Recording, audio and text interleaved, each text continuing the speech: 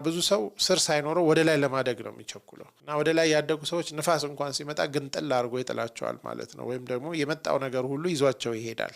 ስለዚህ ሁላችንም ዛሬ ወደ ላይ ያደግነውን ሰው የሚያይልንን ነገር ሳይሆን ሰው የማያየውን ውስጣዊ ማንነታችንም እንድንፈትሽ ይህ ታሪክ ያስታውሰናል ብዬ አስባለሁ። እንግዲህ ነገ ደግሞ ሌላ የጥበብ ሀሳብ ይዤ እስክመጣ ድረስ በሰላም ቆዩኝ። ስራችሁ የሚያድግ ስራችሁ ካደገ በኋላ ደግሞ ላያችሁ የሚመነደግ እንድትሆኑ እመኛለሁ። በደህና ቆዩኝ።